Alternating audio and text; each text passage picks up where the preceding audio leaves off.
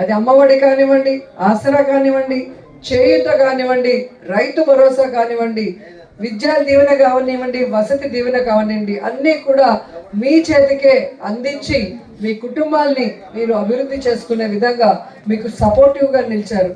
అలాంటి మంచి మనిషికి మీరంతా అండగా ఉండాలా వద్దా? ఉండాలా వద్దా? సో ఎప్పుడు మీ గురించి ఆలోచించని ప్రభుత్వాల్ని చూశారు. ఈ రోజు జగనన్న మీ గురించి ఆలోచించే ప్రభుత్వాన్ని మీకు అందించారు. అలాంటి మంచి మనుషుల్ని మళ్ళీ మళ్ళీ మనం ముఖ్యమంత్రులు చేసుకుంటే మనం ఇంకా బాగుంటాం, మన పిల్లల భవిష్యత్తు బాగుంటుంది, ఈ ఊరు బాగుంటుంది, రాష్ట్రం బాగుంటుందని గర్వంగా నేను చెప్పగలను.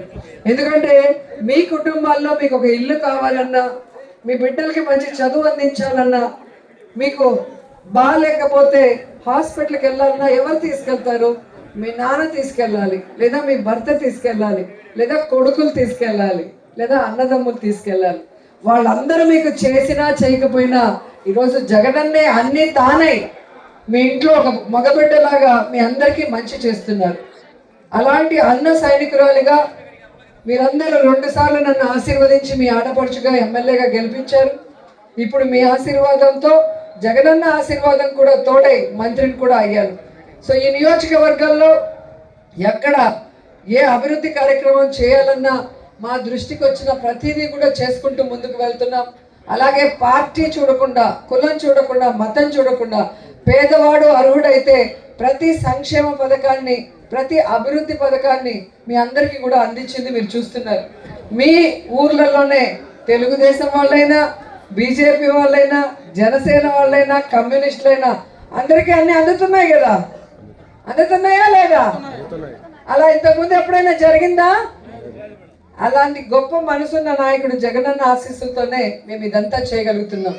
అందుకే నాకు 3వసారి హ్యాట్రిక్ ఇవ్వమని మీ అందరినీ కూడా చేతులెత్తి నమస్కరించి కోరుకుంటూ, మంచి మనసున్న నాయకుడు జగనన్నని 2వసారి ముఖ్యమంత్రి చేయాలని కూడా మిమ్మల్ని అందరినీ కోరుకుంటున్నాం.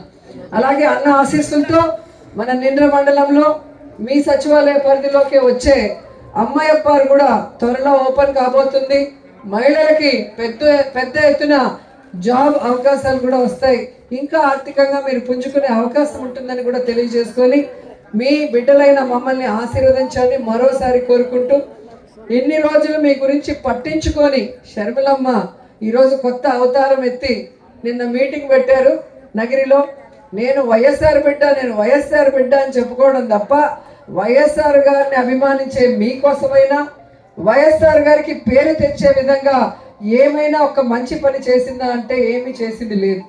మొన్నటి వరకు తెలంగాణలో వైఎస్ఆర్ తెలంగాణ పార్టీ అని పెట్టి నేను ఇక్కడే పుట్టాను, ఇక్కడే పెరిగాను, ఇక్కడే పెళ్లి చేసుకున్నాను, తెలంగాణ ప్రజలే నా ప్రజలు, వాళ్ళకి సర్వీస్ చేస్తాను చచ్చిపోయేంత వరకు అనింది.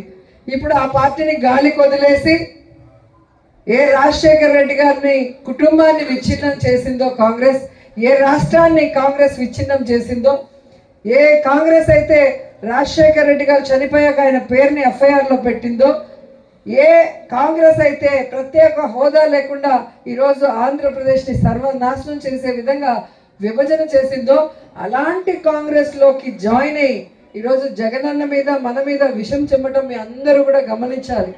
ఎందుకంటే నిజమైన రాజన్న బిడ్డ జగనన్న మాత్రమే.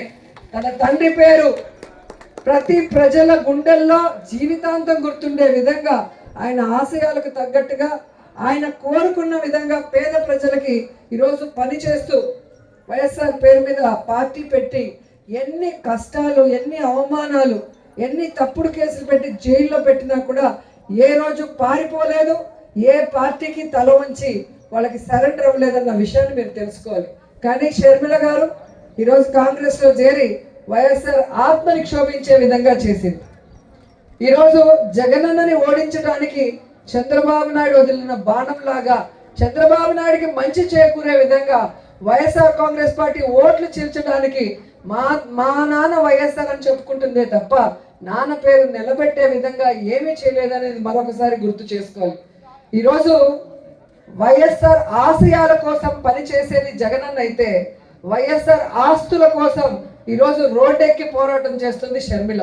ఆ తేడా గుర్తించి జగనన్నని ఆశీర్వదించండి. జగనన్న సైనికులైన మమ్మల్ని ఆశీర్వదించాలని కోరుకుంటూ సెలవు తీసుకుంటున్నాను. జై జగన్, జై జై జగన్.